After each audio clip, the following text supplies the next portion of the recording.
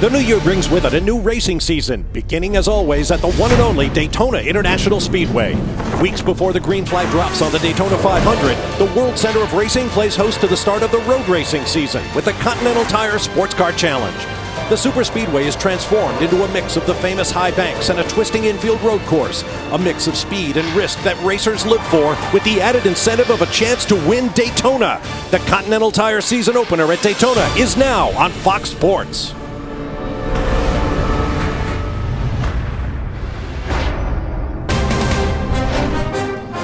For the 15th year, America's premier racing championship for cars like the ones you and I drive kicks off the season at Daytona. Welcome to the BMW Performance 200 from Daytona International Speedway. A big crowd on hand here on the weekend of the Rolex 24-hour race, but today they'll be treated to some of America's and the world's finest sports cars, only lightly modified for racing. One of the world's great racetracks. Weather could be a factor. We'll get to that a little further on. Right now, welcome everybody. I'm Bob Varsha with veteran racers Calvin Fish and Justin Bell. Ever dream of taking that sweet ride out of your garage and racing it around some of America's finest racetracks? Well, that's basically the idea behind the Continental Tire SportsCar Challenge. Right off the showroom floor, these mass-produced sports cars have the interior stripped out, safety modifications added, but after that, pretty much you're racing what the manufacturer built. And best of all, Calvin, you get to race it at a place like Daytona. It will be awesome, Bob. And it's always exciting at the start of the season to see which team comes out of the box the strongest, who did their sums right in the off-season and really get the performance factor right. But if we look back to last year, this place was owned by BMW. They finished 1 through 4 in GS, 1, 2 in ST. They'd love to do the same today, but it will be tough. Championship winner last year, Trent Hinman, he returns with Ashley Freiberg joining him. But look for other combinations like Billy Johnson, Scott Maxwell in the Multimatic Mustangs. They'll be tough. Stevenson with 2 Camaros, they're going to be tough. And Rumbum, they look to return to their championship winning ways. And Justin, they do it here at Daytona, a very unique racetrack for these cars. Unique, but almost perfect. It's like the perfect storm because these kind of road-based cars so close in performance with drivers that, let's face it, many of the top ones have raced together for years. It makes for this incredibly tight racing. They can't almost get away from each other down on the back straight. So Daytona banks, close drafting, that'll be the key. And of course, the weather may play a factor. And if you got your automotive seatbelt on for your TV viewing, today's the time to tighten it up because I think, Bob, what a way to kick off Daytona 2015. That's right. We may see rain. Time will tell. There's 2 classes in action, the big horsepowered Grand Sport class and the high revving street tuners. Let's get the headlines now in GS with the man down in the pit lane, Brian Till. Hey, thanks, Bob. Grand Sport is going to be awesome. The entire series will be awesome. Think of it this way. Manufacturers, they love to come and play here.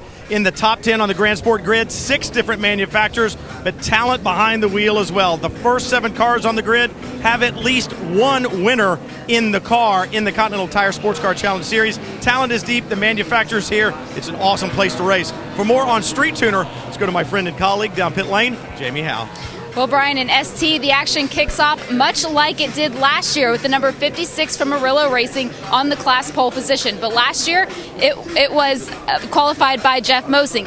This year, Justin Piscatel was behind the wheel of the Porsche Cayman. He is filling in for Mosing as he is awaiting the birth of his first child with his wife, Yulia, back at home. It's going to be a little girl that they will name Nina. Justin will then hand the car over to Eric Foss, who will finish the race. Guys, we are ready to go racing. Thank you, Jamie. The green flag waves. We're underway. Scott Maxwell in a Mustang and Hugh Blum in a Porsche across the front row. Look at Andrew Davis, though, in that Stevenson Camaro. He slots into second. Here comes Matt Bell. Stevenson run 2 and 3. It is amazing. That Camaro came down the inside so positively there. I have to say the Porsche looked like he wasn't confident under brakes going into that first corner, Calvin, but great start. Clean by everybody. Look at Ashley Freiberg there on the outside. That's the 4-line BMW that won the championship last year. Here we see the ST green. Split class start. Grand Sport cars are on their way. Here come the street tuner machines. Justin Piscatel leading the way from pole in the Porsche Cayman. He is the super sub. I mean, this team won here last year with BMW, made the mid-season switch to the Cayman with immediate effect, and Eric Foss went on to win the championship. He'll share this car with just a little bit later in this race, but this team is really performing and executing at every level right now. Believe me, it may look like a Porsche-dominated front end of the field there, but there's a few other manufacturers trying to upset the balance as we join the leaders back on the banking. In fact, there are 10 different brand names out there among the 52 cars that took the green flag. There they are on those world-famous high banks. What a start for Maxwell. He has taken off from that pole position. Now Hugh Plum tries to rebound on these Camaros. The Camaros are tough over a lap, but they don't have the ultimate top-line speed here at Daytona. Big fight here into the bus stop chicane. Oh, man, that is close, considering how early we are in this race. And remember, this is their first racing lap. Things aren't quite as hot as they need to be. The temperature is down today. This is sunny Florida for most of the time. Track temperature's not that cold, but we have a strong wind. I'm very interested, Calvin, how that's affecting them as they come onto the front of the tri-oval here. Yeah, absolutely, and it can affect your gearing, and that can affect the performance of the cars in terms of where they were geared for this racetrack in normal conditions. But here comes that run bar machine. Look at the draft there taking effect as Henry now makes a run on Andrew Davis and moves up into the second spot. Very positive little nudge to the inside there. No contact, but that was nice and close. Very clean driving. Remember, top drivers in their field right now on track here at Daytona. Upper left of your screen, you see the clock counting down. 2.5-hour races. This year, the schedule was shortened from 12 to 10 races, making it even more important that you get off to a great start at the first race of the year. Interesting. I'm just seeing there, Calvin, the Porsche does a little bit of understeer push as they go into the right-hander there, because the front tires look like they haven't got the temperature up right now. Rear tires easier to come up to temperature, especially in the Porsche. Yeah, and as the fuel load goes away and the tires go away a little bit, they may be a balance that they've really tried to put into this car. So if it's understeering a little bit now, it may neutralize a little bit as the stint goes on. Scott Maxwell having a good run out front right now in his Mustang. I talked to Billy Johnson before the race, and he said, remember, Scott has to bring me a car to finish with. So even though these guys are running hard right now, that opening driver, and you guys can talk about it, it's difficult. You want to go fast, you want the car out in front, but you have to conserve. You have to conserve, especially brakes. Tires are free to change on one of these pit stops, guys, but Scott Maxwell has to have a good Mustang to hand over to Billy Johnson. A question, Brian, just while we're up here. Were the tire engineers checking the track temperature before the start with any degree of attention? I didn't see a lot of that going on, Justin, but obviously this cloud cover has thickened up substantially, and I'm going to guess it's probably about 5 degrees cooler on the ambient. The temperature is going to go down on the track the longer this cloud cover stays, and that can play a factor in how the car is handled and what the tire strategy will be. Yeah, I think they were looking more at the skies than the ground here before the start, because different weather forecasts were predicting the rain coming a little bit earlier, and that's certainly all part of your strategy. To score driver points here today, you have to do 45 minutes, and some of the teams like Rumbum last year will play around with that strategy, even bring Nick Long in last year, who shared this car with Matt Plum, just to try and get a better strategy and forgo the points for Nick Longy. But this year you've got to do an hour 45 maximum, so no longer can you play that game. You've got to split up this 2-hour 30-minute race the right way. This heavy cloud cover, as you see the weather lower left of your screen, is the first we've seen since we came here to Daytona, so this is the first experience these drivers had without all that sun radiating off the racetrack, not getting an extra heat into the tires, 75 degrees, but a 30-mile-an-hour wind snapping the flags around this racetrack, maybe blowing a little sand onto the track here and there. It's all a factor. This battle for second suddenly became a 4-car battle with Max Riddle, but now we jump to the front in ST. It's Cayman's at the front right now. Justin Pichetel and John Miller, nose to tail. This is the drive. You can see they are so equally matched as they come off down into that very demanding first turn. You won't believe it, guys. You can't see it from up here, and the TV doesn't do it justice. You can see the cars moving around right now. There's a lot of change of the surface there, and it's quite undulating, very dynamic for the suspension, very difficult to get the car stuck in there. And of course, as you come onto the right-hander here, for me, this is one of the most important corners on the track in terms of setting yourself up down this little right-hand chute here. Difficult to go past as well, coming into the left-hand kink here. As you can see, the orange came in there, the number 56 looking very comfortable in front. But right now, all he's concerned with, Calvin, is as he comes out of the turn onto the banking, can he keep his distance from the car behind? Otherwise, one little mistake, one little sideways movement, and you'll be past. Well, these cars are identical. They're Porsche Caymans, but they'll probably perform slightly differently. So right now, these guys are just feeling each other out, trying to relay the information back to their pit lane to give their second driver a little bit of information about how the competition stacks up. And I'm impressed by the patience of John Miller, shadowing the class leader, waiting for an opportunity. There's plenty of time. We're just getting started here at Daytona with the opening round of the Continental Tire SportsCar Challenge for 2015. Welcome back to Daytona and round one of the Continental Tire SportsCar Challenge for 2015, the BMW Performance 200. Bob Varsha along with Calvin Fish and Justin Bell, Jamie Howe and Brian Till in the pit lane. And we have an attack on the leader. Scott Maxwell has held it since starting his Mustang from pole. He is now coming under heavy fire from Hugh Plum in the brightly colored yellow and blue Rum Bum Porsche. Yeah, look, man against man there, that the Rum Bum Porsche was stronger. He got a run up on the high banks here, was making a move for the lead, but Scott Maxwell used the ST traffic as a pick, really, to protect that lead, Justin. Very exciting action here. It was a classic box him in move. You can see Maxwell's really using the traffic well right now, but there's an ebb and flow to this style of racing. Remember that you'll get an advantage 1 minute, you won't the next, but as he goes on the inside there up into the turn, onto the banking in turn 6, and I was just looking at the in-car a minute ago, and you could just tell it's so steady, so solid on the banking. But the Porsche, revs about 1,200 revs more. And I was wondering if in the draft he just had that little extra, which he needs the draft to be able to use. Obviously depends on the gearing. But as we watch them come back down towards the bus stop there, the Porsche trying to make the most of the traffic himself to gain a spot and get a whole shot coming off here. That's what you're doing in the middle of the bus stop every time you come out. And he did a great job there. Look at the speed as he goes around the outside of the ST car on the banking. Let's see how much he closes up, Bob. It's a great look at the speed differential. Many people think the Porsche Cayman may be the car to have in the ST class this year, and there you saw the superior horsepower of the GS class Porsche. Here he comes. He's picking up the draft big time now. Yeah, he's got to run this time. Scott will protect the inside line here. Hughes on the outside, and the brakes on that Porsche are definitely stronger. It takes it in really deep, no problem. Yeah, that was as clean as it gets, but there's no defense when you're past that well on the outside. Right now, if I was Scott, I'd be applying pressure the whole way around this lap. Make the Porsche get a little bit sketchy, a little bit loose as much as you can.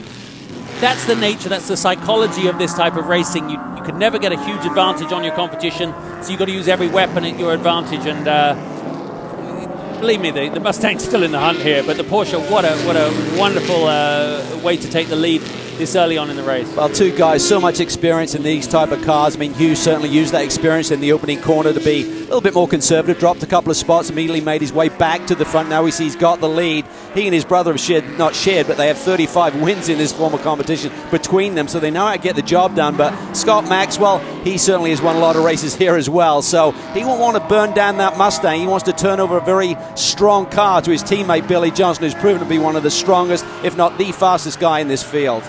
But it's been a while since a win here, I believe, for Scott. It's been 12 years or something. I mean, he was winless last year. So I imagine you want to get the season off to, I believe I'm correct saying he's winless last year, so he wants to get the season off to a strong start, and long way to go.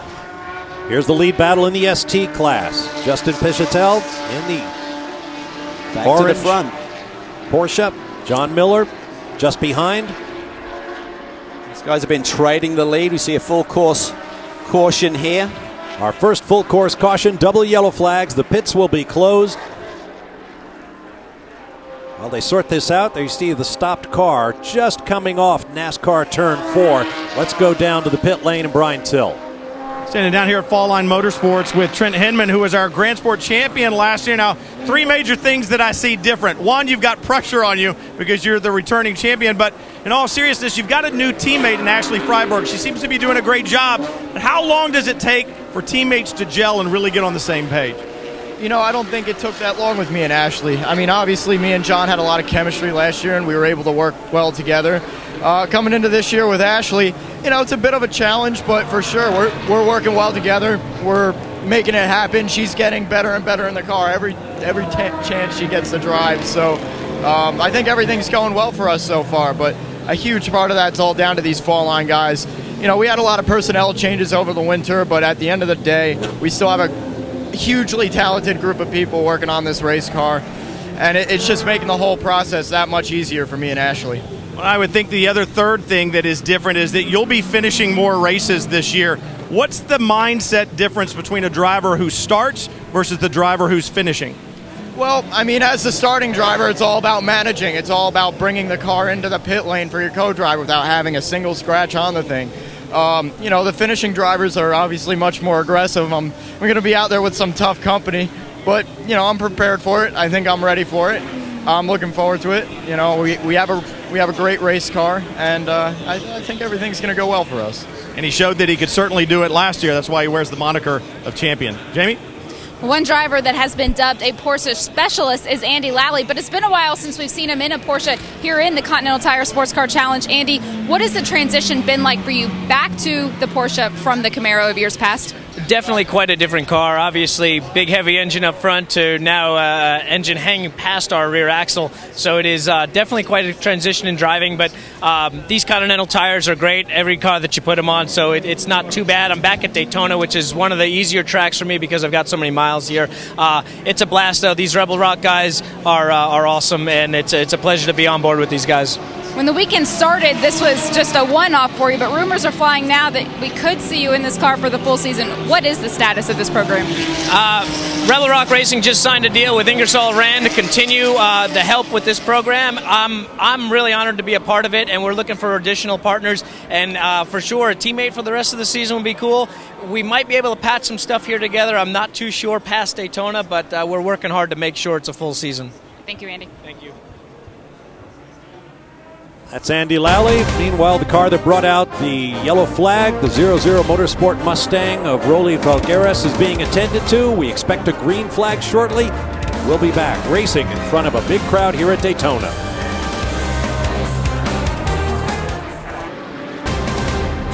Welcome back to Daytona International Speedway and the BMW Performance 200, opening round of the Continental Tire Sports Car Challenge for 2015. Lights are off on the BMW safety car as they come down the long 3,000-foot backstretch here at Daytona International Speedway, through the chicane, up into the high banks between NASCAR turns 3 and 4.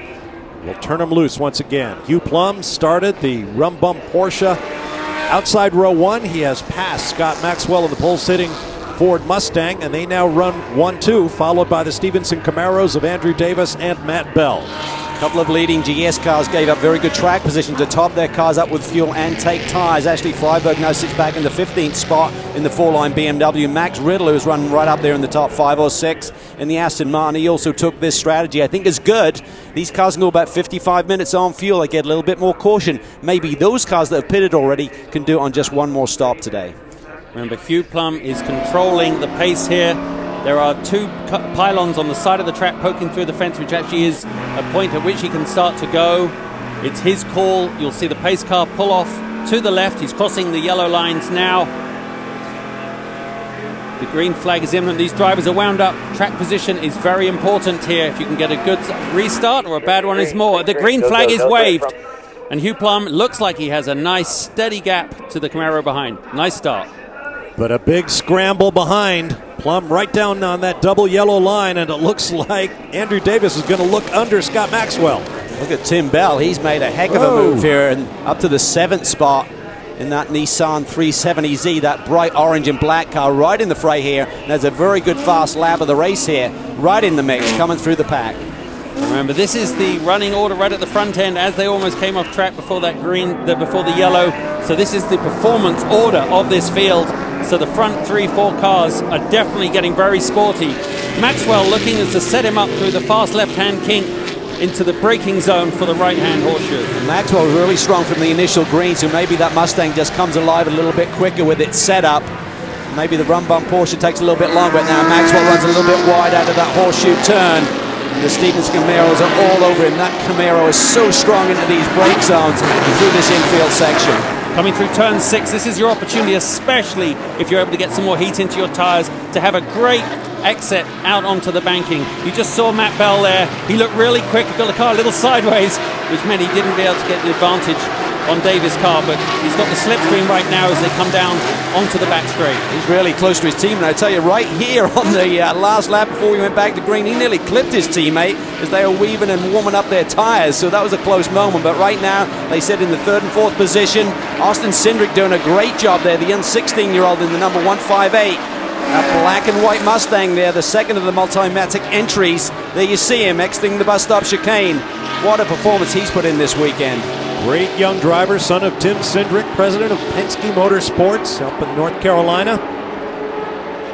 getting a lot of experience in very different race cars. He's going to compete at the Bathurst 12-hour next month, so he's really globetrotting his way through the racing circles. Andrew Davis is looking very sporty as he comes up onto the braking zone here, just passing under our TV announcer booth here. They're about to split Hugh Plum there. That was a lovely passing move there. He had a nice inertia coming down the straight. And you'd have to think, we saw earlier in this race, the run bump cars seemed to have the advantage in the brake zone, but I think Maxwell was just being very conservative and not using his brakes up. But he wants to maintain the track position, maybe control this race a little bit as they get set up for their first pit stop of the day here. A little bit to go yet in terms of time, but they certainly want to control this race. I definitely think that the Porsche is running, you said it right at the top of the show, they're running a setup that requires a couple, 3 laps to get the temperature in the front tyres. You need to do that with a rear engine car to balance it out. You need to actually set a car up, obviously, exclusively for the dynamics and the physics of that car. He looks great once they got a little bit of heat in the tyre, second, third lap in, and Maxwell took advantage of that. Guys, you were talking about Tim Bell a little bit earlier in that 28 Nissan, having a great race with Max Riddle in the Aston Martin.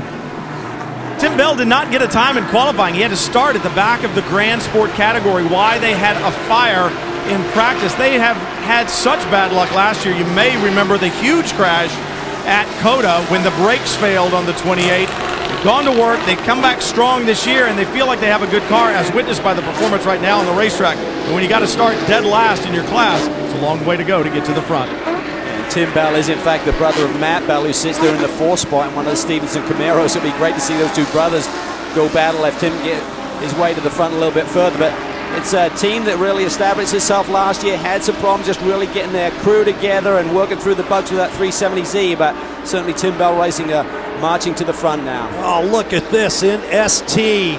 Pichetel and Miller. Good stuff. Maybe a little bit of bump drafting there, trying to take themselves away from the competition. Locked together. Yeah, that takes cooperation, confidence, and respect, Calvin, to pull that kind of driving off. But you can definitely see that Pichetel is leading and coming out into NASCAR 3-4. Guess you got a nice little gap pulling out there as we rejoin the top of the field. Maxwell as well is giving some paint on the back of Hugh Plum's car there. And notice coming up from behind, that black 07 Aston Martin from TRG AMR, young Max Riddle, terrific young Canadian driver who got his start in rallying, is coming forward in that Aston Martin. And remember, he's made a pit stop, Bob, so he was shuffled to the back of this GS line. He's already up into the 6th position. He's got fresher tires, full of fuel. They are in great shape here right now. Cindric obviously took advantage of that, probably the Aston carrying a little bit more weight, Calvin, with the full fuel, which actually shows what a good job everyone's doing of managing their cars. But right now at this stage of the race, you can't afford to make a mistake, and this is so close. So you've got to be very aware as the driver of exactly what you're dealing with. You see the Aston coming out of turn 6 there. The dynamics, the physics of the Aston means it's going to move around a lot. It's a heavy old car. It's a great car, though, and it's very competitive in this class. They went on a tear the first half of last season, winning a couple of races, really got themselves right in the championship hunt. Then mid-season they dropped off a little bit, but they've come out of the box strong. Here we see a quick spin coming off at turn 3. One of the Nonamaker cars. Their traditional Salem sponsorship. Little Nonamaker behind the wheel. It's going to be Jeff Siegel who's going to be sharing this car. He started the number 42. This team likes to do this. Have a pro in their car and they'll jump between the two. Siegel's a great one too. Absolutely. Former GT champion in Ferraris. That's where we're used to seeing him, but now he's racing that car. And here is Staff Sergeant Liam Dwyer of the United States Marine Corps. We talked about him earlier, racing with Freedom Autosport and Mazda. Lost his left leg serving in Afghanistan. He wears a prosthetic to operate the clutch, and there you see that prosthetic poking that. It's actually attached to that clutch pedal. Right foot on the throttle, of course. Currently shown in 45th place, 26th in class.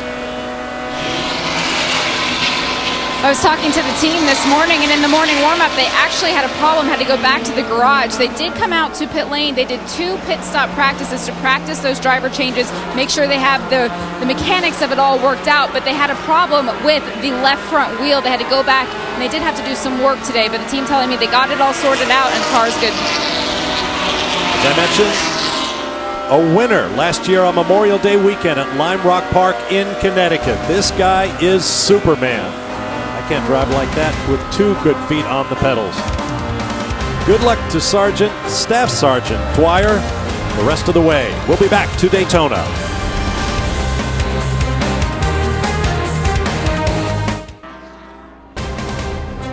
Welcome back to Daytona International Speedway. Still dry, still breezy, and still racing hard in the BMW Performance 200, round 1 of the Continental Tire Challenge for 2015. Continental is the official tire of the Continental Tire SportsCar Challenge. And there you see Hugh Plum in the race-leading rum-bump Porsche 911. Moving around slower traffic. Car to the right of your screen is Scott Maxwell in the pole-sitting Mustang. Those two have been pretty much in each other's neighborhood since the green flag first waved. Rum-bump machine certainly seems really strong on the long run here, so you know, Drew Vardy, the engineer, will have set that car up thinking about that factor, Justin. I mean, just a really good group, worked hard for many years here with a lot of success, won the Drivers' and Team Championship back in 13, nearly won them both in 12. And last year, not the season they were looking for. Led here until late in the going, had some mechanical drama throughout the course of the season. Just 1 win on the year, but they're looking to rebound here. Yeah, I mean, it shows right at the top end there. The driving was fantastic. But right now, talk about fantastic driving. We have Ethan Lowe there, is lying in second. During the break, he came up from 3rd place. Great overtaking, but his start to cause a little bit of problem there.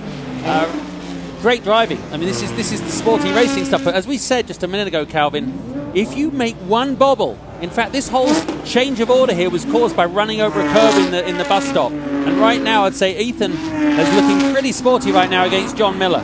Yeah, I spoke to his team owner yesterday, and he said, watch out for this kid. He's really impressive. Has a stellar karting career. Did a bunch of Spec Miata stuff last year, just trying to gain experience. And look at the move he's made here. Up to second and pressuring the leader, but not being impatient at this stage of the game. But he's just 18 years old. Hopefully he can maintain that here as he tries to take the lead away from Miller. Calvin, it is a new year, and with a new year come new opportunities. Adam Eisman, I'm sorry. Great job, brand new team. John Miller leading right now, and a lot of people would say, well, it takes a team a while to get their feet underneath them. That hasn't happened here with RS1. You guys out front early. This is just a testament to how hard these guys worked. You know, they built our first car last season, and they really did their homework. We did a lot of testing, and they learned the platform, and they did it right. And you know, it really shows in how we're running right now. You learned how to win last year in a Porsche Cayman. I know you want to do it here at Daytona. To finish, what did you learn about what it takes to win one of these races, the mindset that it takes to finish and get to the checkered flag? You know, these races are so long. It's such a team effort, and it's just about patience and just being there at the end, I think, is the biggest thing. You know, you can't win the race in the first stint, and even though, you know, the first half of the second stint is just managing everything and just being there at the end, and I think that's really the secret. Saw Adam Eisman do it last year a couple of times. We'll see if he can get it done here at Daytona in round 1 of 2015, Bob. No question, Brian. He was the revelation in the ST class last year. Always competitive, winning at Canadian Tire Motorsports Park, second at VIR. Great young talent. I mentioned earlier the Porsche Cayman really coming into its own in the ST class here in the Continental Series. We have 4 of them, running up front in class. Miller, Lowe, Pisatel, and Siegel. Here we see the draft at work again here. If you catch it right, Justin, it really has a huge effect. Probably about 4 to 5 miles an hour you can gain there coming through the tri-oval. And Piscatella has been sitting back there in the 3rd spot. Now he's going to look to the front, try and take it from Miller. It's actually, I think, Calvin, on the way to 5-6 miles an hour, which is considerable, isn't it, on that back straight if you get the perfect toe. But equally, remember, the guy behind you can get one as well. So that's what we're seeing in play right now. Don't want to hit too many curbs. That also, it's all about momentum, mid-corner speed, rolling it through. And it's all about psychologically also pressuring the guy in front. And right now, I'd be thinking, as you would be, all about turn 6. It's all about that. Right now, maintain position, get a good run coming on the next left-hander. Yeah, and look who's come into the mix here, Jeff Siegel. We talked about his experience in this series, in GT competition, one of the best in the business. He sits there in the 4th spot in the Sailors machine. He'll turn that over to Wayne Nonamaker, who came so close to the championship in ST last season. There's the race leader and the leader in GS. Hugh Plum in the rum-bum car, owned by the famous Bacardi family. Maxwell's in and trying to get that Mustang under control and down to the 36-mile-an-hour pit lane speed limit. This is the pole-sitting car. Under green is going to cost you about 30 seconds plus the service against the cars that are out there under green flag racing. So big advantage for the guys who took advantage to top up under caution. You can see Scott Maxwell's chest heaving. He has really been working hard. Now Billy Johnson's going to get his turn. It'll be just over an hour and a half to go as he takes the wheel of this number 15 Mustang. 4 new Continental tires going on, and Johnson will take over. Said the brakes are good, and they were concerned about trying to maintain them a little bit, but he said Scotty Maxwell can push them pretty hard. That's exactly what he's done to keep that Mustang up front. Now Billy Johnson will let it all hang out. I also asked him about the rumors that the Shelby GT350 will appear somewhere during the season. He said, boy, I haven't heard those rumors. Another straight poker face being played down here in Multimatic. Well, the car looks in showroom condition, doesn't it? That is fantastic. It hasn't touched anything yet. Yeah, Billy Johnson is the ultimate finisher. I mean, he is one of the stars in this championship and gets the job done year in, year out. He'll be on the charge here when he gets back out on this racetrack, with the battle up front in ST is heating up here. Say you've got Jeff Siegel in the mix there, watching what's happening. These cars are so close right now. You know, they're equal on their tire wear, equal on their fuel load. There's all you can do is keep the pressure on the guy in front. Siegel's going to have a busy weekend here as he sort of threads his way through traffic, or come under the pressure maybe from behind right now, going through the kink. He's going to jump out of this car, jump into the sister car. He's also competing in the Rolex 24-hour here this weekend, so busy boy. Great to see him back on the scene. We lost him for about 12 months there as he did some competition over in Europe and in the World Endurance Championship. Certainly a very strong contender in this form of competition. Something that's unique to driving at Daytona in a car that's of a sort of a, I'm not saying spec, but to tight regulations, is it's not about big horsepower. It's about eking every bit out. And a couple of times I've raced here in cars like this, and you can't push any harder on the gas pedal. Believe me, they are ducking down low in the seat, and it makes no difference at all. But it's you just think, you hope your team have done everything they can to make the bodywork as aligned as it can be, just to try and eke it out. But look, right now we got coming up behind Jeff, we got Jason Breedis in the BMW, and he's made a bit of an appearance. He hasn't been anywhere near us for the last 20 laps. There's the 14 car coming in hot and bailing at the last moment. Probably realized he's either going to end up in the grass or exceed the pit lane speed limit, so decided to bail. So probably a wise move, but certainly a little mistake there. This speedway can catch out like that, Justin. Yeah. You suddenly got to get it down to about 37 miles an hour when you've been blasting around here. And unless your name's Jeff Gordon, you're not allowed to do donuts down the green grass this early on in January. It'll be interesting to see what Jeff Gordon does on his last visit as a full season driver to the NASCAR Sprint Cup Daytona 500. Big news in Daytona this weekend for sure. Porsche's leading both classes now. Hugh Plum in the Rum Bum car in the GS class. John Miller in that beautiful blue and black Rennsport 1 livery in Street Tuner. 207. 02, 2071, 2070. I mean, they literally, we often talk about it. We say, hey, they're split by tenths. No, they really are split by a tenth. This is incredibly close quarter racing on their fastest lap of the race. See the order up front. Plum, Davis, Max Riddle. We talked about him earlier in that Aston Martin, now up to third, and he'll go higher. Here come the Stevenson cars, which were in front of and behind Riddle. Now, if they can both have good pit stops here, they should exit the pit lane and maybe be able to slipstream their way back towards the pack here. So, have to see what Mike Johnson and the crew do here on this stop. Jamie?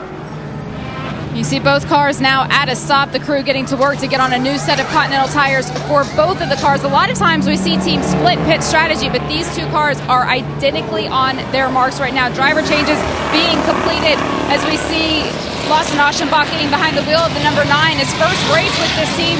Robin Liddell getting behind the wheel of the number 6 car. So these guys, the cars look showroom clean, as Justin Bell said earlier on. Everything falling into place right now. Aschenbach is just one of these guys who just continues to win championships, coming off for another championship last year in World Challenge competition, and he's going to be a great addition to this team. Spoke to Johnny Stevenson yesterday. He said he's the perfect fit. They're going to be tough. It's going to be two really strong guys here. Liddell's away first. Aschenbach slight delay. He's away with the number 9 machine. Well, here comes the ST lead battle, flashing across start finish through the tri-oval down to turn 1. Interesting, Bob, what they actually did, you know how you say you throw a blanket over the field. Well, these three, they actually split themselves a little, just coming under the brake zone as they came down there into turn 1. Bunch back up again as they come through. That's where pit lane exit is, guys, for the viewers. And it's just a little bumpy there. And this right-hander here, great place for the fans to watch, but very difficult traction as you come off here. Often you can see people using, that's voluntary to kind of use that exit road there, just to give yourself another couple of feet. The left-hander here, right now they'll be up the 4th gear all the way through there. It's all about balance as we watch the car run bump. Road. Watch your speed. Race leader is in. Been a great stint here.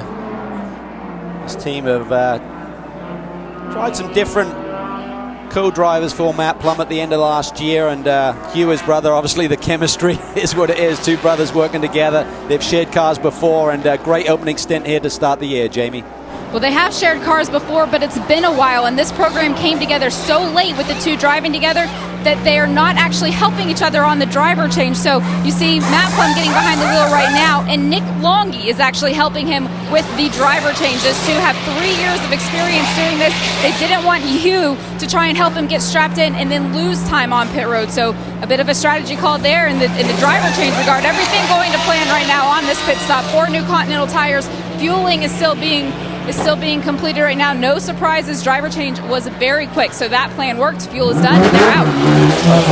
Longy under elbowed him in the ribs and jumped in. I don't know about you, Justin. Car's running good.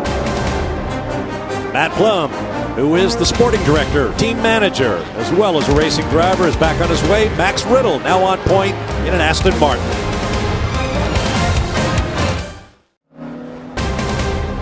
Back at Daytona International Speedway, round 1 of the Continental Tire SportsCar Challenge for 2015, the BMW Performance 200. Along with Justin Bell and Calvin Fish, I'm Bob Varsha. Jamie Howe and Brian Till down in the pit lane. We're watching the battle for the overall lead. Mike McGovern leading Max Riddle. Done a great job here. I mean, he has pace, and this is a team that used the same strategy as the 07 of Max Riddle and the 46 from 4-line to make that early pit stop when we had that first caution. So used it to their advantage, but he's got a really strong Mustang underneath him here today and doing a great job with it. Continuing to lead here. Riddle chases him down. Trent Hinman is now behind the wheel of number 46 and sits in 5th spot, so that strategy worked out well for him. He's got leapfrogged ahead of Billy Johnson.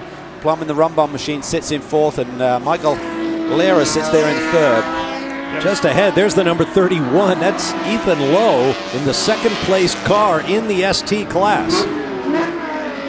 While they're mixed up, I must say, I'm really impressed by the level of cooperation and respect on track by all the drivers. They really are looking out for each other and just opening the door enough to let the other guy, the faster car, come through, yet still defend their line. Look at the Aston seeking his way past, going on the high side of the banking. Tons of room there, but even a little bit of cooperation, pulling down. 3 wide.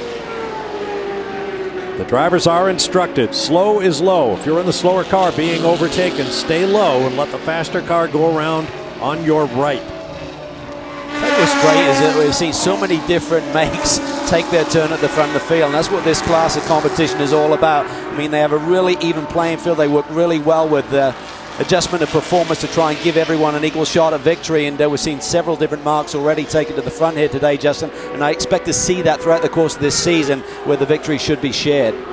And something I've noticed as well is that strategy is going to be very important coming into the end of this race. I predict that if the Porsche, they had a restart with 2 or 3 laps from the end, he would not be able to win and hold off the Mustang. We're seeing the same thing here. The Aston takes a little bit of time to get going, but their pace is fantastic.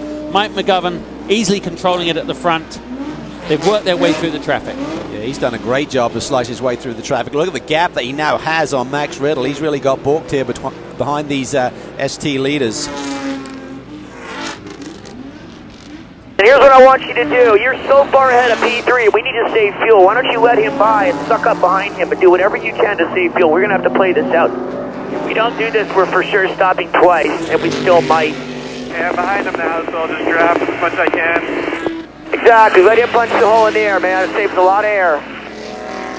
What they're trying to do is so that they can just do one final pit stop here, and they'll know what the number is. It could be 50 to 55 minutes to go, so they're going to look for that. There's an hour and 14 on the clock right now, so Kevin's really just trying to talk him through this. That was Kevin Buckler, owner of the TRG AMR team, coaching young Max Riddle. One of the finer points of racing, particularly endurance racing, is saving fuel. Kevin is a great strategist. He's a multitasker of the true sense of the word, but put him on that pit box. He makes some great calls during these races. There is the Plum family Porsche, the Rum Bum car. Let's go to Jamie Howe. Well, we saw that pit stop where Hugh Plum got out of the car, had the assistance of Nick Longy helping your brother get strapped in. What are the mechanics of two brothers driving together? You know, it's pretty awesome. How many people can say that? You know, he's such a talented driver. I respect the hell out of him. First of all, congratulations to you and Brian for having your baby, Liam. That's awesome. Really, you know, my hat goes off to these guys up here. They're the ones that make it happen. Louis Picardi and Joe Vardy. You know, it's great to be back. Great to be back with an amazing team. You know, here the draft was everything. It's not that we had a dominant car. You know, the draft and staying out of trouble and keeping the Continental Tire under you. All right, well, this team has won a lot of races together, but clearly it's all about family. Thank you, Hugh. Absolutely.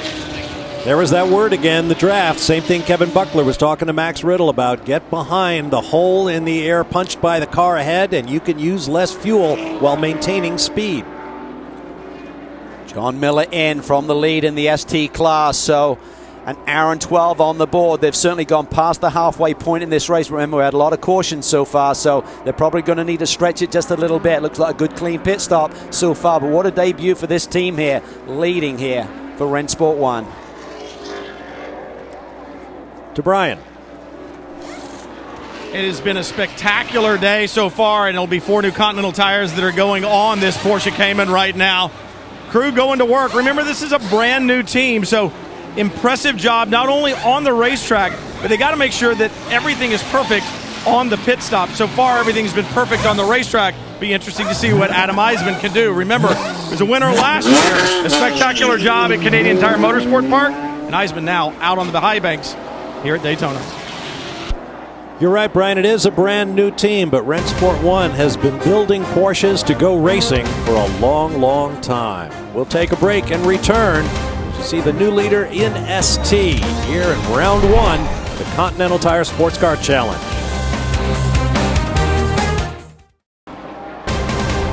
The race leader is in here at Daytona International Speedway as the BMW Performance 200 continues here on Fox Sports. There's Max Riddle bringing in the TRG AMR Vantage to hand over to Chris Wilson. Hour and 6 on the board still, so I think he's going to be about 10 to 15 minutes shy on getting to the finish here without some help from a caution or needing a splash here, Justin. So certainly played the strategy well, gained some track position here. Now they go to work.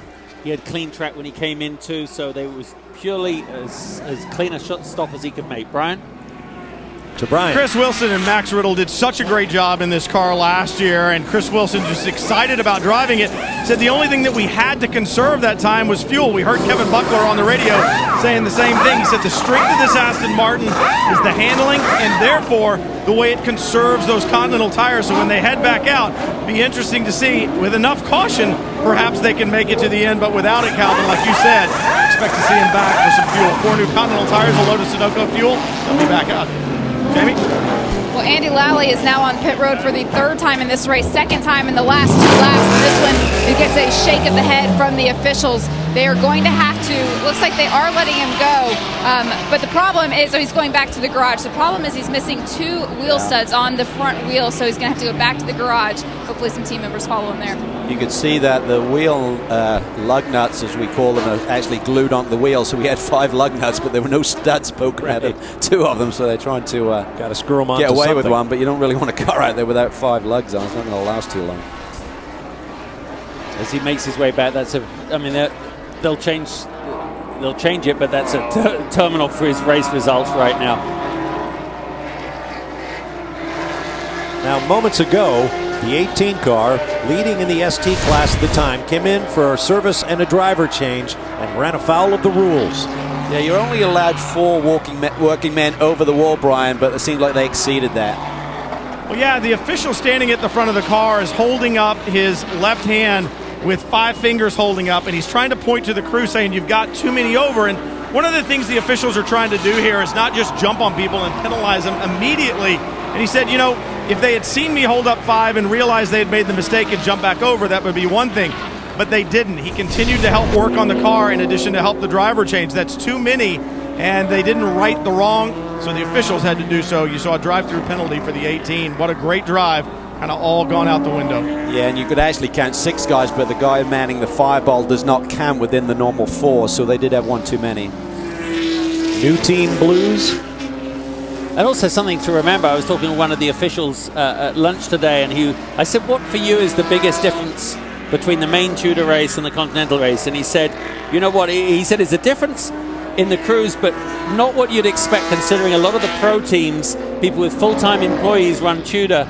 And in this, a lot of these are volunteers. These are almost family-run teams. And these guys are every bit as professional. But remember, first race of the year, as you just said, a little bit of first race blues. And it's surprising, and in fact, full respect to everyone, that we don't see more errors like that with one more extra person in the pit lane. The rule book, ladies and gentlemen, you would not want to have to study if you had it at home right now. You have to manage and monitor everything you do. So he's got a long way to come back from, I guess, 5th or 6th in class right now. And that's right, the big teams have the ability to rehearse and get the sort of procedure that you want during a pit stop worked out during the week at the shop. But a lot of these guys fly in, they have full-time jobs, some of them come from different parts of the country, not even in the same era as the race team they're working for. So very hard to do that on a race weekend. Typically race weekends, particularly the first one of the year, get away from you. All of the things you have on your checklist just don't get done prior to the green flag. It's all about preparation. It's not just preparation of the race car, it's preparation of the team. Everybody knowing their job, choreographing pit stops, knowing what to do when you have an emergency. The good teams are meticulous about preparation. So Matt Plum has a pretty healthy 5, just under 6-second lead right now over the second place, number 46 at Trent Hindman. Billy Johnson lying in 3rd there. You can see the speed of this Mustang on the banking there. And Calvin, these cars are so steady up there. And something interesting about this right now is there's no G-force for the drivers on the banking. It's just trying to keep the car nicely on line, avoiding traffic.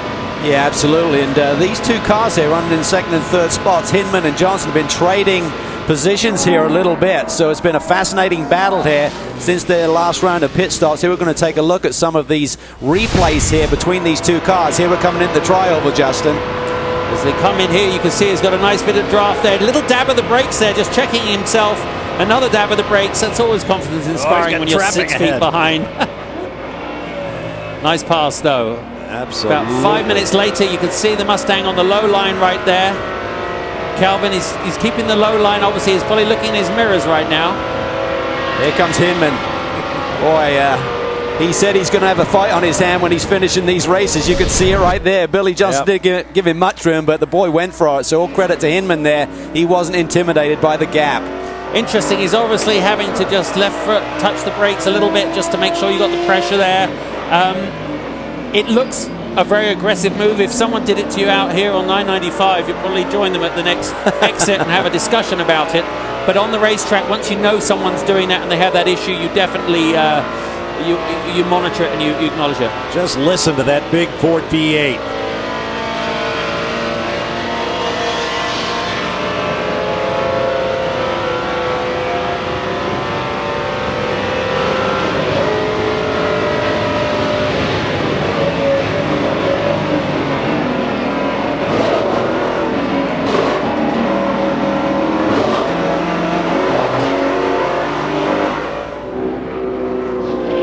Moving slowly on track. Not sure what's going on there. Is that one of C.J. Wilson's cars? If you're a baseball fan, you know who C.J. is, and Brian Till is with him. All-star pitcher for the Los Angeles Angels of Anaheim. Now, C.J., Bob was talking earlier about getting ready for preseason. This kind of the season opener in racing. You know what it's all like to go to spring training in good shape, but These little Mazdas seem to be a little heavy to run the bases so far this weekend. What do you guys need to do to find speed, maybe lobby a little bit, get some weight taken off, find the performance back? Well, I think, it's pretty obvious from the trap speeds that the Caymans are just super fast, and there's way more of them in the series this year because they were successful last year. The Mazda handles great, so the more turns we have on the track, the happier we are. At Circuit of the Americas or Mazda Raceway, it's all curves, so that's great. But we just have to figure out somewhere between getting the cars lighter and just running really well with our fuel strategy in pits how to be competitive. Well, obviously, it's a long season. We got a long way to go. We're going to see you at some more races. I know you've got a very busy baseball schedule coming up. I'm commissioning some of the pit guys to hold up the phone to do FaceTime so I can get live action, but it's rough, being a full-time athlete, it's difficult to be here full-time. Otherwise, I would. But, it's great. You always get nervous right before the race. A couple days ago where we're slamming to get everything, in the truck and get all the stickers perfect and everything. It's a really cool feeling, just like pulling the wraps off the team opening day for baseball. So I got about two and a half months until baseball season really gets going. It's just racing and getting ready for spring training until then. Well, best of luck in baseball and here in Continental Tire for the rest of the season. Maybe a little rain would help. I don't know. Tell you what, it's really cool to see him here at the events. He doesn't just lend his name to the team, let someone else just get on with it. Every opportunity he has, he will be here. He loves racing. He's fascinated by the business aspect and operating a team, and it's just really cool. Third full course caution. And by the way, pitchers and catchers will be reporting down here in Florida and out in Arizona in just in about a month's time. Brent Sandberg behind the wheel of the second of the Tim Bell Racing entries here today. Cars have been quick, but some kind of issue there. Pulled it off to the side, and this caution here maybe help out some of those guys like the AMR Aston Martin that was a little bit shy on fuel. This should be a standard yellow, which takes a little bit of time. It eats some of the clock away, so it saves you some fuel. So Brent Sandberg is attended to in that beautifully liveried Tim Bell Racing Nissan. We'll take another break and return. Stay with us for more from Daytona. Back at Daytona, caution still out, but the leaders are thinking to go the rest of the way on a tank of fuel. So they may not need tires, but they're coming in for service. Tell you what to look for here is the 07 of Chris Wilson. He should only need a splash as the leader pits. Jamie? And it looks like it will be tires for Rumbum as well. Fuel going into the car. Also, 2 Continentals going on the right-hand side right now, but the team does have 2 for the left-hand side as well. It's also in right behind him is Stevenson with the number 6 car, the number 9 right behind it. So all of our race leaders in GS are in. Brian? Chris Wilson comes in, but he had to negotiate around the 2 Nissans right behind him, and that slowed him down on his way in. The BMW just in front taking right side tires, no tires for Wilson. He has his fuel, he's down, and he's away in front of the Rumbum Porsche. Yeah, and that was just, remember, you only had a couple of laps on that fuel run here, so we didn't need a lot of fuel. They're not going to need any tires at this stage, so that strategy of taking that early caution and topping him up has really worked out well for Kevin Buckler and the gang down there. Jamie? Rumbum only took right side tires as well, so it was a quick stop for them, but Stevenson, they did all 4. The front-running 2 cars, Billy Johnson and Mike McGovern, stayed out. McGovern may be okay. I'm not sure about Billy Johnson's strategy here. To Brian, quickly. Guys, just as a note, Hinman took right side tires. I thought that was all they were going to do, and right at the end, they went ahead and jacked up the left side. They did have time to get that done. He's got 4 fresh Continentals to do battle with through the checkered. Well, as they form up on track, we'll crunch the numbers, try to predict the finish. Less than 50, we're coming up on 52 minutes remaining here in round 1 of the Continental Tire SportsCar Challenge at Daytona.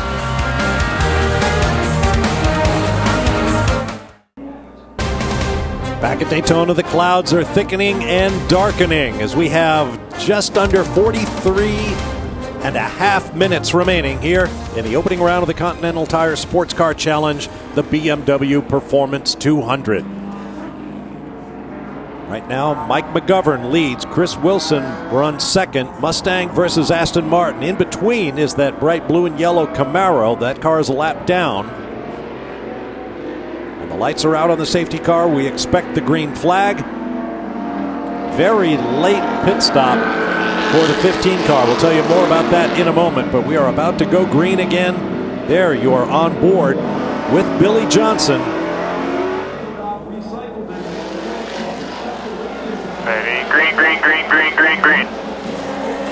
The lap car in between Mike McGovern and Chris Wilson, who currently runs in the second spot. There you see that black Aston swing wide and high to the outside. He's going to try and get by that Sunoco machine down into the brake zone and get on the tail of the leader. Yeah, that was a nice pass there. Obviously, this point of the race, 40. Oh, look, he hooked an inside wheel there. Actually giving room there through the corner. Matt Plum in the third place Porsche. He's going to have to get around that lap car, and he's got plenty of company. Yeah, he's got a pack of wolves behind him. He's going to need to make this move as fast as he can. He's looking Camaro's around Hinman. That's a big move there. Hinman is not up to speed quickly here on this restart. No, he certainly isn't. Yeah, look, he's on the outside of the action, coming through the kink there. He's going to hold his line inside the Nissan going down there, following the BMW. 46 BMW through the corner there. Hinman. Jade Buford in the Mustang. Just wonder if Hinman maybe see someone run a little bit wide there coming off of turn 5. I wonder if Hinman just didn't get his tyres cleaned off here for this restart. Was struggling for grip here in the first couple of corners. It is go time, 41 minutes on the clock. Everybody should be full of fuel. McGovern's the only question mark. That was tight. Traffic jam down there in turn 6. Yeah, it only takes one car to step out a bit there, and it's very slick, especially when the temperatures start to drop in 6. There is rain reported, especially as you come out there of turn 6 onto the banking. It's the early stages of the perhaps impending rain, Bob, but someone missing his braking point there, and somehow missed everyone. Man, that's incredible that he didn't clobber someone there. Absolutely. It'd have been much better up, I think, to have just gone straight. You have to come to a full stop if you blow the chicane. It's Kenny Wilden, a former GS champion in this series here, just couldn't get it woed down, Justin. Well, I think on hindsight, he did the right thing, even though it could have ended badly, because he didn't have to stop and make himself go by rejoining in the middle of the bus stop. Anyway, crisis averted. Here comes Plum to second spot around Wilson. And there is still a question mark in terms of fuel on the leader, Mike McGovern. Just getting an update on how much time is left from the team managers right now on their radio. Reports from the pit lane is there are treaded wet weather rain tires up and down the pit lane in case they are needed. Justin, you're right.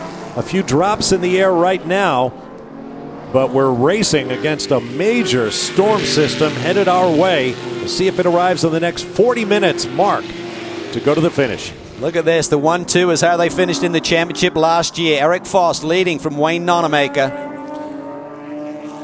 Yeah, track position, everything right now, Calvin. You cannot give up a spot. You can see they're getting very racy, heading down there into the left kink.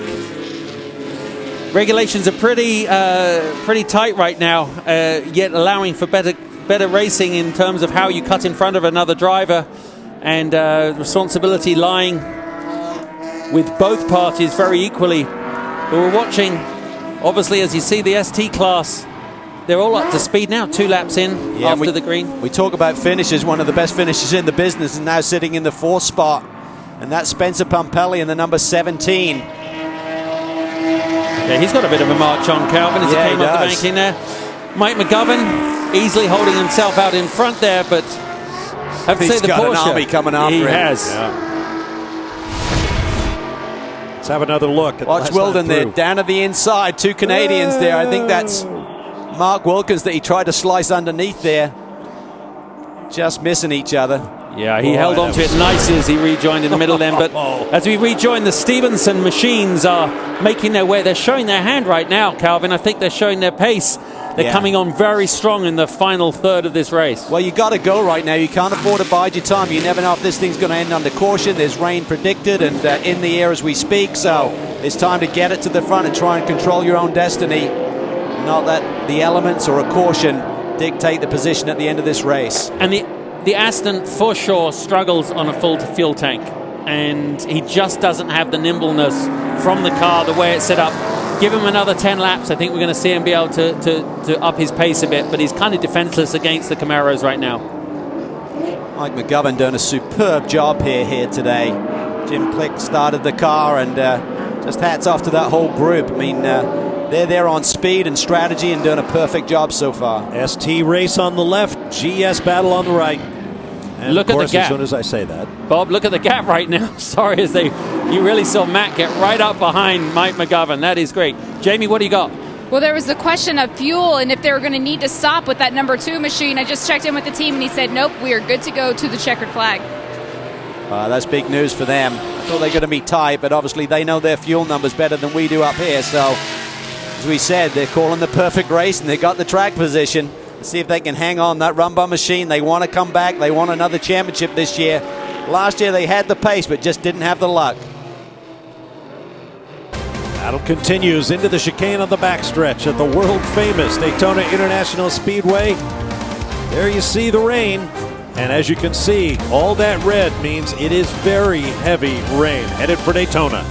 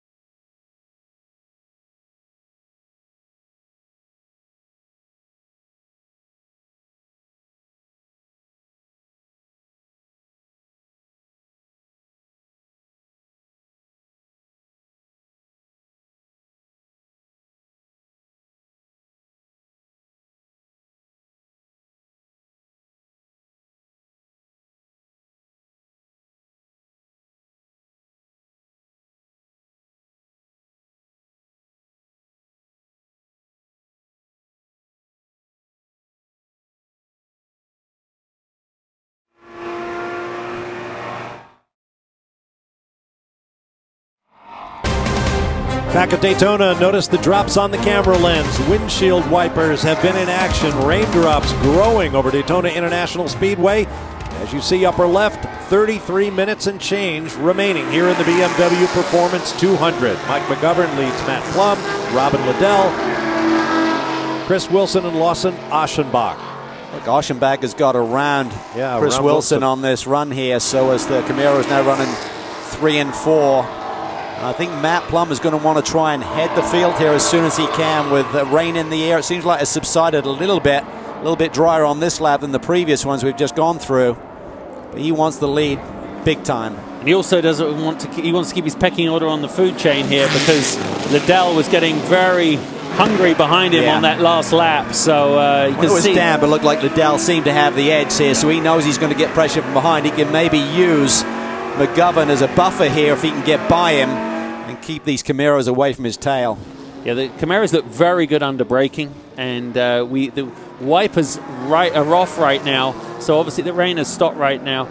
Oh, McGovern is really feeling the heat right here. A little bit wider coming off of turn 3. Run Bum Machine is really hooked up here. Yeah, as you see them come through this right-hander, there's 100 lines through this corner, but right now the Porsche's always holding the inside. The Mustang's always able to run a little bit wider, but it's turn 6 that's going to matter. On the left-hand side of your screen, you can see the ST battle right now. Spencer Pumpelly is really starting to put the heat on Eric Foss. And again, on debut for this new team, RS1, Rennsport 1, sitting in the second spot.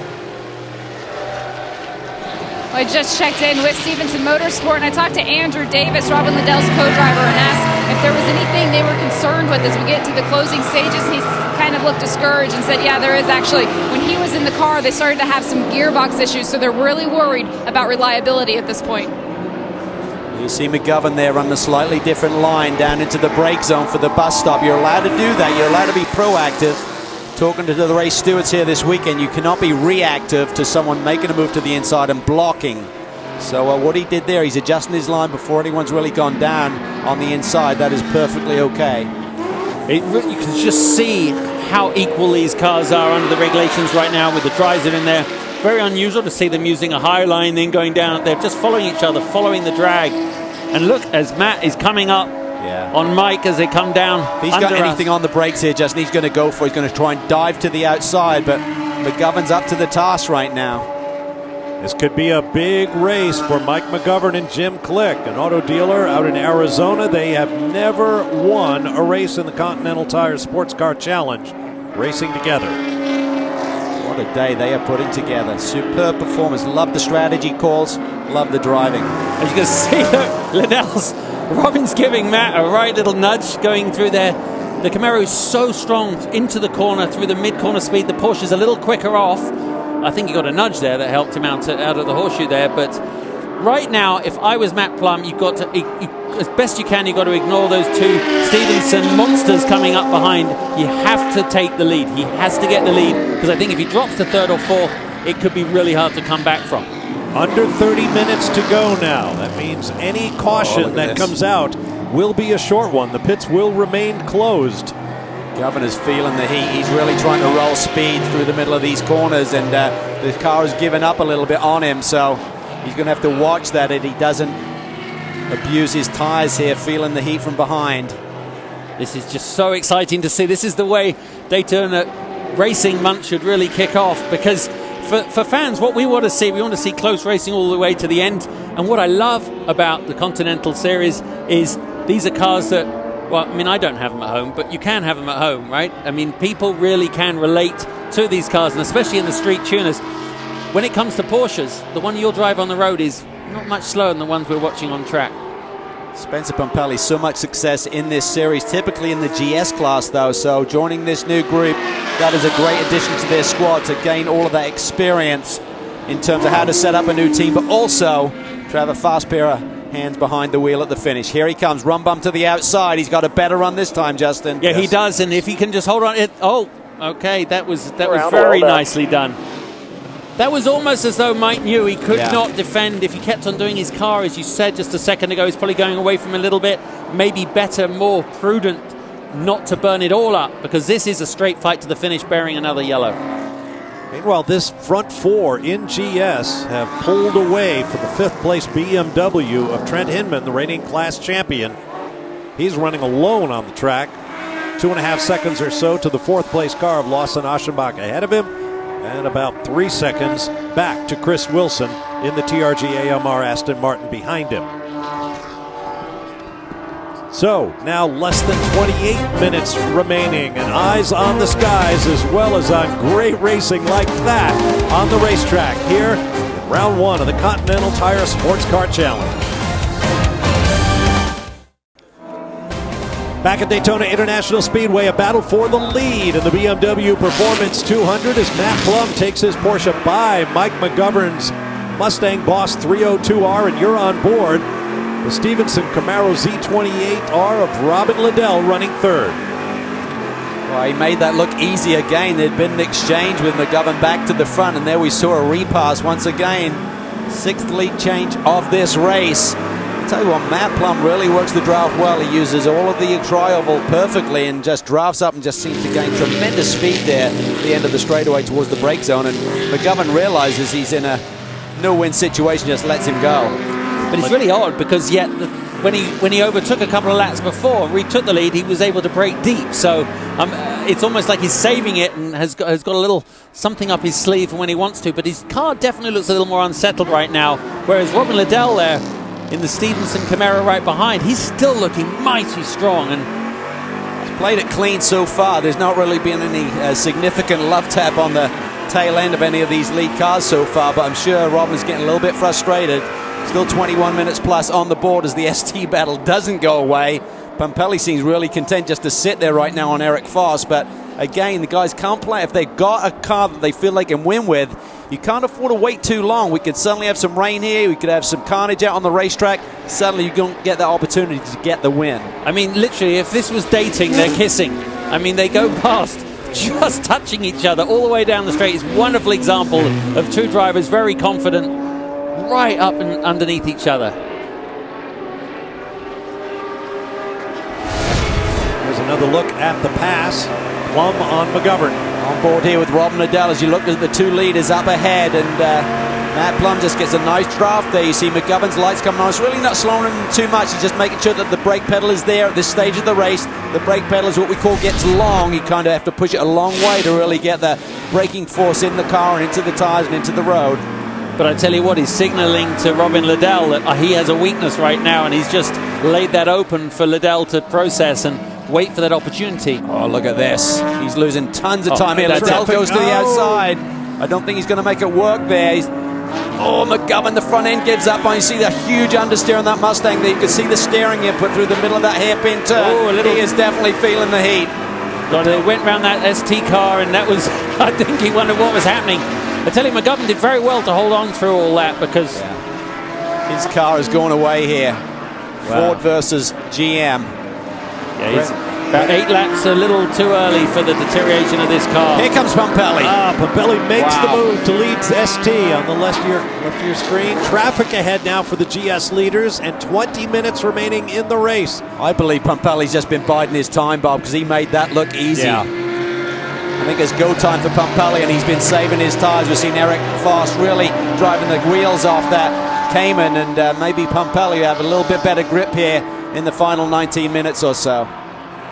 Look at the gap that Matt Plum has opened over McGovern and Liddell. Well, McGovern's been defending, and he's also been sliding around a lot, and Matt Plum's just running nice, clean laps, so that gap has really expanded quickly over this last lap. Look at the draft. Look at the draft that Foss gets here. Picked up all that time, but going by maybe a little bit of a difference right now because... Watch this. See, Pumpelly's just strong. The car is strong.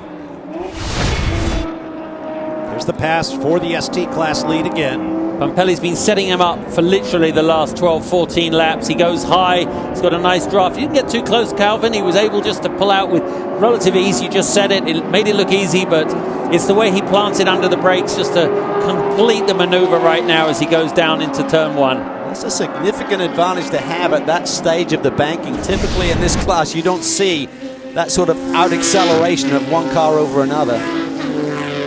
But now, you know what? He's been controlling it. I think he's got the measure. He's the ultimate pro. I mean, this is why guys hire Spencer Pumpelly, because these are the sort of performances that he'll put in and week out. Here's a look at our Continental Tire race recap. Current leaders in Grand Sport, Matt Plum. In Street Tuner, Spencer Pumpelly with that terrific pass 3 full course cautions, 13 lead changes, just 8 cars out of the race of the 52 that started. 18 minutes and counting to the end of round 1 of the Continental Tire Sports Car Challenge for 2015. Look at the crews up on the wall, watching the monitors, looking to the skies. Is the rain coming? When will it get here? And how hard? We'll find out. Back at Daytona International Speedway, coming up on 13 and a half minutes remaining in the BMW Performance 200. Round 1 of the Continental Tire Sports Car Challenge for 2015. With Calvin Fish, Justin Bell, Brian Till, and Jamie Howe, I'm Bob Varsha. There is Matt Plum, your race leader. He is on track to score his 20th career Continental Tire Sports Car Challenge victory. If he can get it, he'll tie Sylvain Tremblay for most class victories in series history. He's pushing it right now, Calvin. I'll tell you that. His lap times have been consistently about a second, 3/4 of a second quicker than second, third place. Two's in. Oh, they told us that they were good on fuel, so I don't know what's going on, if he got some other kind of issue, but suddenly drops out of that second spot and hits pit lane. It'll move Robin Liddell up into the second position. Lawson Aschenbach and the sister Stevenson Camaro in the third. Yeah, I thought they were going to be tight, but they confirmed to Brian, I believe, that they were good to go. Back to the ST battle. Spencer Papelli in the black and white number 17. Eric Foss in the orange number 56. Battle has calmed down just a little bit as the overall race leader goes by. Yeah, Matt's really been working very smart and lucky in the traffic. He's just been able to consolidate his lead. But as I said, he has not backed off his pace. His last lap was 9/10 quicker than Robin Liddell in the Camaro. So he's hammering it home just in case something happens in these last 11, 12 minutes.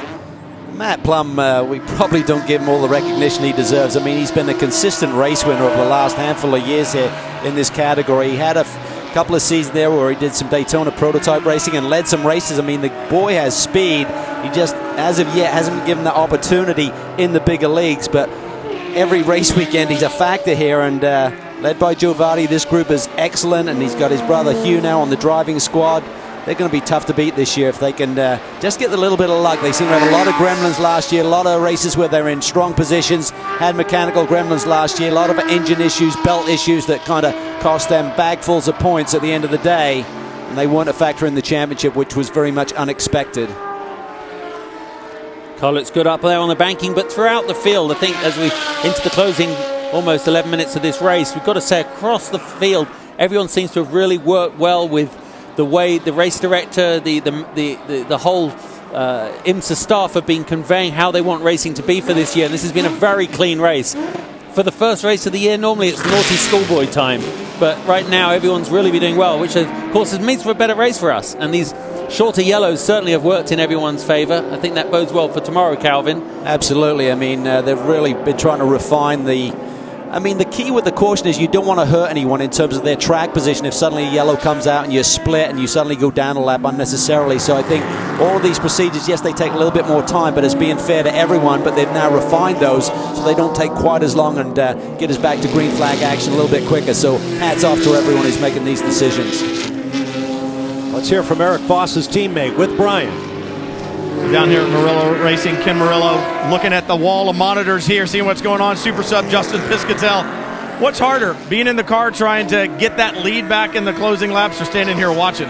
Oh, man, that's a tough question. They're both pretty darn close, but I have to say standing here watching is a little bit worse. At least when you're there, you can put your energy to something. Here, you just stand here and you walk in circles and try not to make a fool of yourself. But he's out there. I know he's giving it his best. A little bit of fuel issue. We're not sure if we're going to make it or not. And car's strong, but Spencer's pretty strong too. So real good race going on. We'll see. We got I think 20 minutes left to go here, and hopefully he can hold in there. Is he having to save fuel right now? Is that what we've seen with Spencer getting by, or is he still driving at 10/10? I'm pretty sure he's still driving at 10/10 right now. I know it's real close on fuel, but I don't think it was enough to tell him to back it off. So we're trying real hard right now. A message no race car driver wants to hear: make sure you save fuel, but keep the speed up. Well, I think we also saw Spencer he pitted at the same lap, so I think in those early part of this stint we saw Spencer using the draft. That's where the experience comes in. The team probably told Spencer, you can make it on fuel, you're going to be tight, save now, and I think that's what we saw during the first half of this last stint. Change in position for second. Adam Isman with that drive-through penalty for 5 men. Too many men over the wall during the pit stop. Has managed to work that car back into third place while Eric Foss tries to save fuel in the closing laps here. Coming up on 8.5 minutes to go. Now hearing that bright orange car. We just spoke to the teammate, Eric Foss's teammate, who said they might be tight on fuel. The low fuel alarm is now on and 8 minutes to go. Typically you don't have that much in reserve, so this could be drama here in the final laps for the defending race winner and series champ, Eric Foss. Well, meanwhile, those 3 Porsche Caymans run 1, 2, 3 in the ST class, and a pair of Plums for Rum Bum lead the overall here at Daytona. We'll be back in just a moment.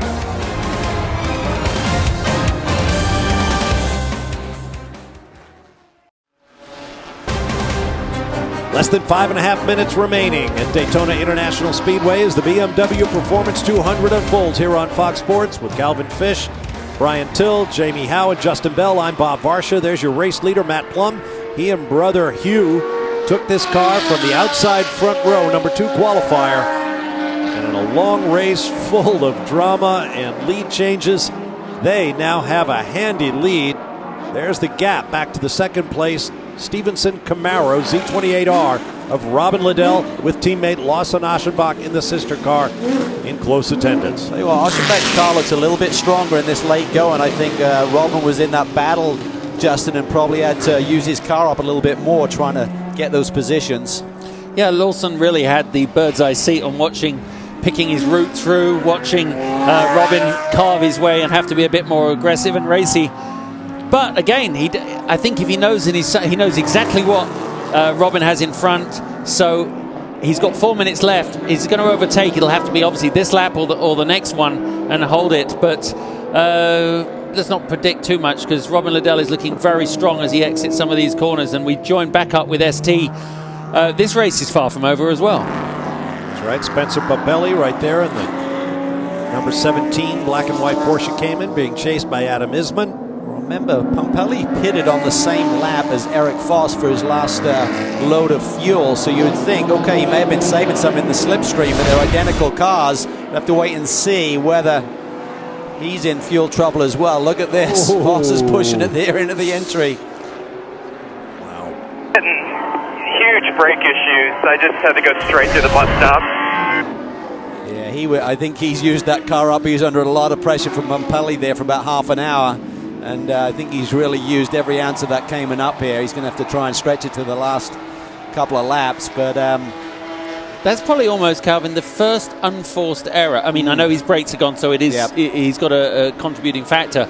But we haven't seen much of that today. I mean, I know we've seen a couple of cars through the bus stops.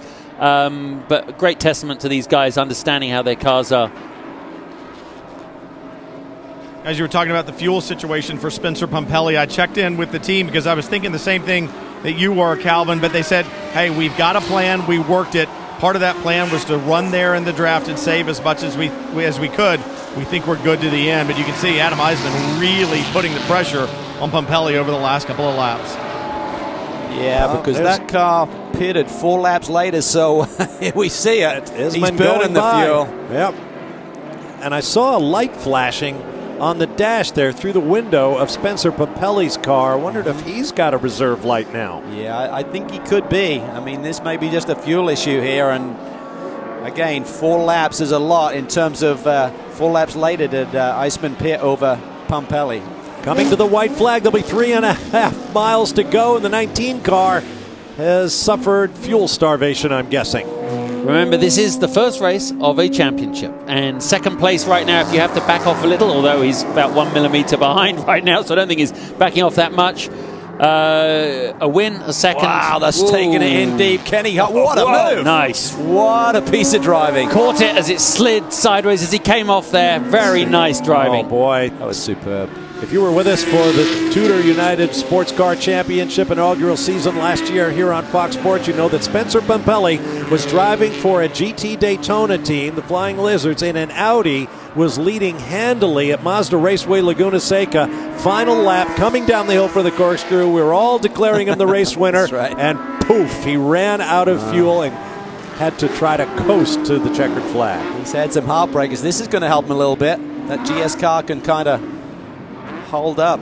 You saw that light flashing down there in turn 6. They're using the caution lights in 3 of the corners, 2, 5, and 6, to back up local yellow flags as well as the full course cautions. And you have to know the difference or you could give up track position.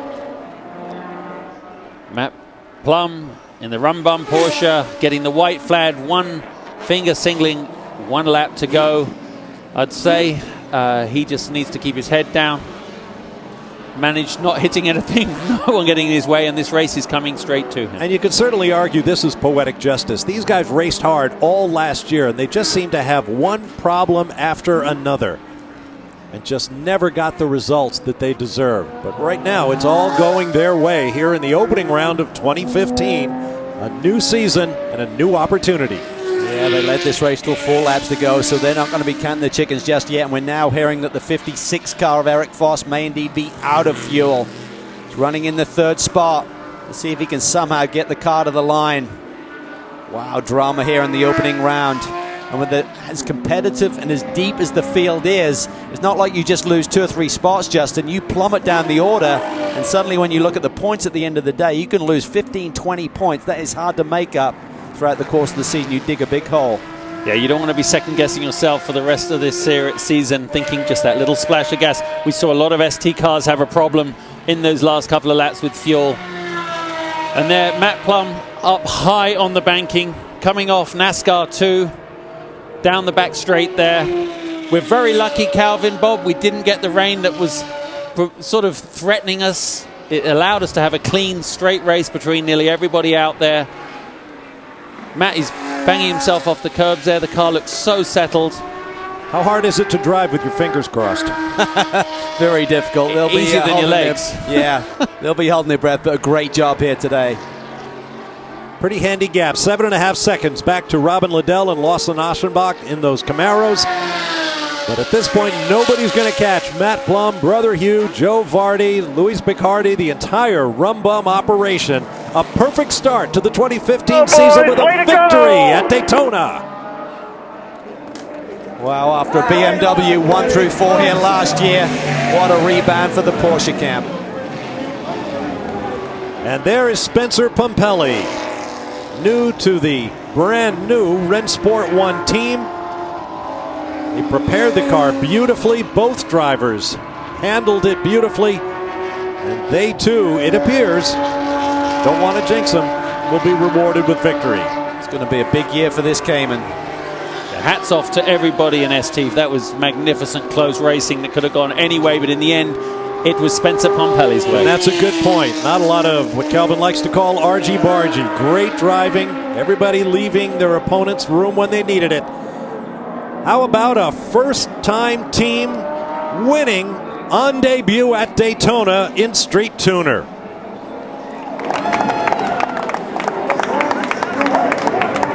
Well done. As the field heads for victory lane, we'll take a break and return to hear from our winners, some of the other key athletes here in round 1 of the Continental Tire SportsCar Challenge from Daytona. Welcome back to Daytona International Speedway. We all get to take a deep breath before the next round of the championship from historic Sebring, Florida. Our Fox Sports 1 coverage coming your way Sunday, April 5th at 9 a.m. Eastern Time. So plan to join us for that from another legendary racetrack as a part of the Continental Tire SportsCar Challenge season. A look at our results in the Grand Sport class. Well, a big day for Porsche as they sweep both categories here, but the Camaros were strong, rounding out that podium here today. Let's hear from our GS winners with Jamie Howe. Well, as Matt Plum gets the helmet off, Hugh, we'll start with you. When we talked to you earlier, you talked about getting to race with your brother, but to win with your brother, what does that mean? Yeah, to win with my brother. First of all, what an unbelievable stint he just put together. That was we've raced together for a long time, but I've never ever seen him drive that well. He is a hell. He's a talented, very talented driver. It's great to be a part of these guys. Louis Picardi, Rumbum, all of these guys right here, they're the ones that make this happen. So couldn't be more pleased. Well, all of that talent, Matt, that has tied you now with Sylvain Tremblay, 20 wins, the most in this series. So one more, and you have the record. What does today mean to you? I can't wait. First of all, I just want to make sure I say hello to our mother. Just got out of surgery and is feeling better. We miss you tons. It's huge, Our boss, Mr. Picardi, he put so much faith in us, so much trust in us making this plan work. We had a rough season. He stuck with us, and just so glad we could get this back for him. Congratulations, guys. Congratulations indeed, and those are very cool driver suits. A look at the Street Tuner class. Yeah, I mean, it was a magnificent race. Obviously, right up at the front there, 2 Porsches in a row. The number 17 of Spencer Pompelli on Rodriguez Jr. And Eric Foster and Piscitelli was just a great race. And, of course, in third there was the BMW. Let's hear from our winners in class with Brian Till now. Well, there's nothing like your first time, and for this team, first time out. And for you, Luis Rodriguez, your first professional race ever. I told you earlier you should quit. You're batting 1,000 right now. I mean, you're not going to quit, are you? No, never.